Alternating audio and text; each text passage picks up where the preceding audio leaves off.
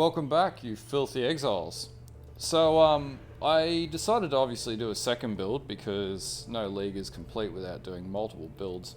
Anyway, I decided to run an IMPALE champion. And as you can see, there's some sick mechanics at work here. Anyway, so yeah, IMPALE is completely busted in this game. So right now we're at level 69. We've geared up with pretty much what we can run into the end game. To put it into perspective, we are topping out on our POB at about 250,000 DPS already.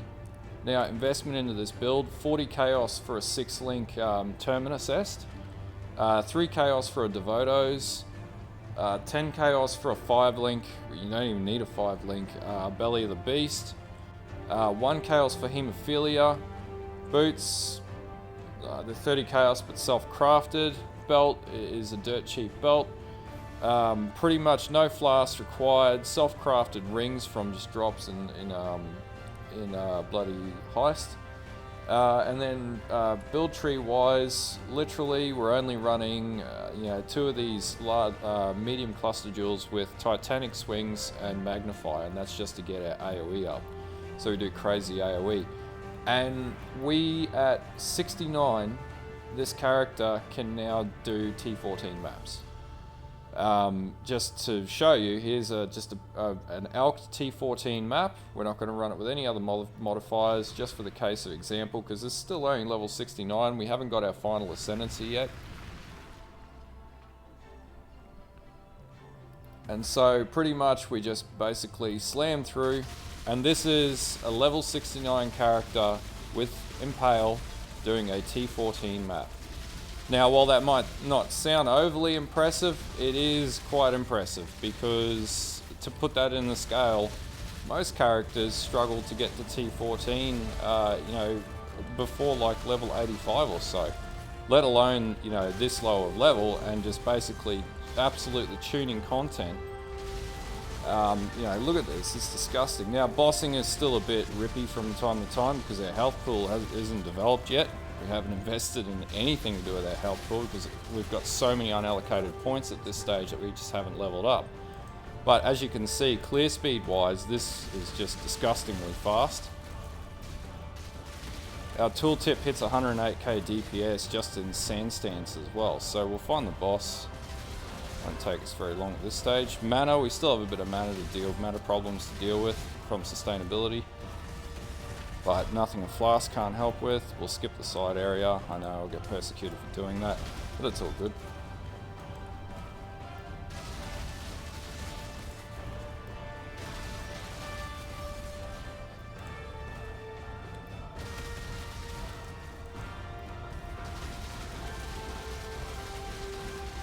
So we'll just tune this out. Where's that boss? As you can see, this is just disgusting. There we go. It's another high tier map drop. There we go. Here's the boss. Going to blood stance. Now we drop our war totem. Almost ripped there. Now, bossing right now isn't amazing because we still have a fair bit of ways to go. But as you can see, we're a level 69 character doing a twin boss T14 map with basically, dirt cheap gear. We're having allocated points. Our sustainability is still relatively low, even though we are, we're sustaining to a degree. Now, he's got me on the mana side. And that obviously is a problem with this build right now. It's not overtly sustainable as it is, but there's a solution to get around this, quite an easy one actually. So we just pop a portal, go back in, full pots, and we do it again.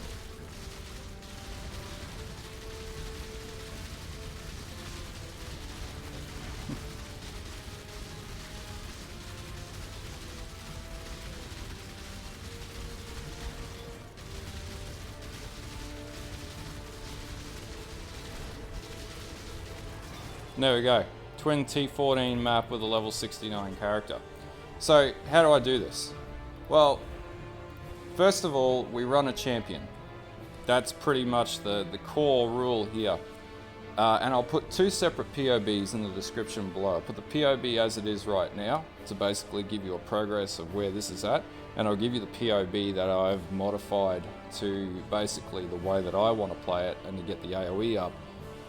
That will be the endpoint POB essentially. But this Master of Steel node is what gives you all of that power. So basically, impales you inflict last 2 additional hits, blah blah blah. You have, if you've impaled an enemy recently, you and nearby enemies allies have 1,000+ armor. You and nearby allies deal 6 to 12 added physical damage for each impale on enemy.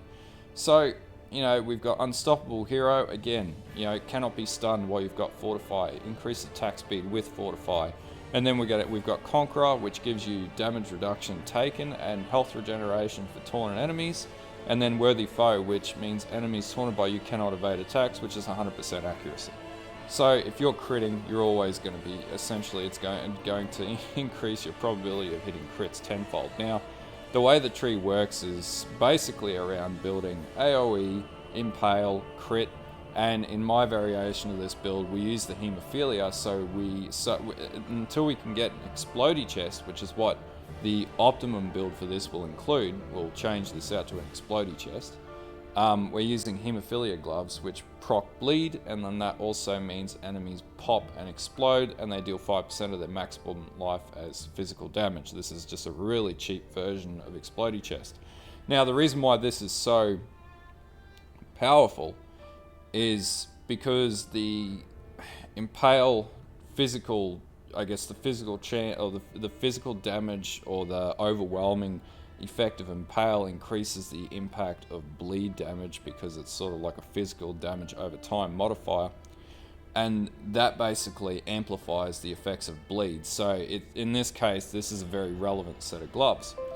Now, that's part of the reason why this is powerful. The other reason is the Terminus Est. Of all the swords in the game, and it's crazy that this sword is only 40 chaos and only 0.6% of people use this sword can easily clear anything in the game, and I would arguably say is the most powerful sword in the game. Number one, gives you good amounts of base physical damage, not the highest, but considering its other stats, definitely a bonus. 20% increased attack speed in this case. 10% movement speed. This one has 57% crit. Can go as far as 75% increased crit, and I'll probably div this and get that up further, and that'll just beef our DPS up even more. Now, every crit that you do, because we're building crit, will give you a frenzy charge, which basically means your uptime on frenzy charges is indefinite.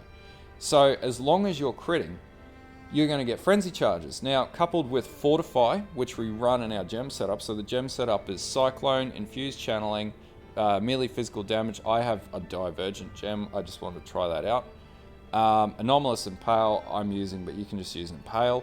Brutality and Fortify. Now, because of our Ascendancy, Fortify gets buffed up further, and it means we can't be stunned. So that means we're never going to have unless we're frozen, and we use Flask to get around freeze, which I don't have any in here at the moment. But basically, unless you're frozen and you literally cannot move for whatever reason, you're never going to be stunned. You're always going to have max frenzy charges. You're always going to be moving at high speed. We're using a Devoto, so you get 20% movement speed. To also note, we're almost completely max capped on our resistances. We will max cap chaos resistance next. And then, it'll just be absolutely disgusting damage and resistance to damage. Estimated damage reduction right now for physical without any other procs or buffs is 37% baseline, and that's plus 2,000 more on top of our Ascendancy and our damage reduction as well from our Conqueror Ascendancy. That just makes us basically a god, which is why we can run a T14 map with 2500 HP and just absolutely take abuse all the way through the map. Now, this is just ridiculous, this build. And I would say if you have done a build and it hasn't worked for you the way that you thought, and you don't know what to play, and you're losing faith in the league, take this build tree, take this video, do this build, and you know, you'll have fun. This build isn't expensive. It's absolutely dirt cheap. You can do this on a complete budget. You can do this with crap gear. As you can see, I've shown you that, you know, you can do this for less than 120 chaos, you know, which I know is what 2 exalt in conversion terms, but that's a relatively cheap budget considering the content that this can do. And at level 69, you've still got a lot of levels to go before you get even close to max cap. Anyway, that's pretty much all there is to this build. So I'll put the POB up in the description. I'll put this POB up, and I'll put the target POB up as well for, I guess, the maximized build. Now, there's no reason why you couldn't use something like a Reslythan's Coil. I've got an Elder Ring here, so I could put a Shaper's Touch on here. No, actually, you'd want an Elder's Touch to increase attack damage. So if you can get a Shaped Ring here, then, you know, you could do that. You know, Explodey Chest, you know, self-crafted Explodey Chest. So to do that, you need an eye level 85 plus. I would suggest Baran or what was his, whatever Baran's influence is, Crusader, I think it is, influence. Then basically you'll just slam that with Elks until you get the right roll, or you can do that through fossil crafting as well to get an Explodey Chest, and then basically you'll sub the gloves out, max out your resistances, put Steel Spike gloves on with 20% increased damage plus damage modifiers on those gloves, and you would maybe even get Drox influence gloves to do that, and then basically happy days. The sword, I'm actually not going to change the sword out until this sword is either irrelevant or I can find something that is physically going to increase my DPS well beyond this. But in the final tree with everything all put together and all the nodes, you get to about 3 million DPS easy. And you know, we're adding dot into this as well, which makes this even more volatile. And also you'll notice that whenever I move, you'll see it recharge here. Whenever I move, my Enduring Cry procs as I run.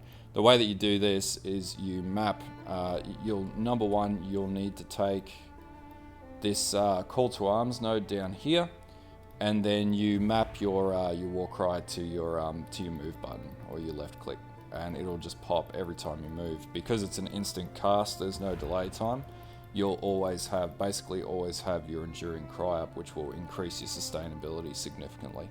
Anyway, I hope this video helps. If you're stuck with the League, or you don't know what to play, or you just want to see the true power of Impale, it's literally the greatest physical skill in the game, then yeah, like and sub. If you don't like this video, not much I can do for you there.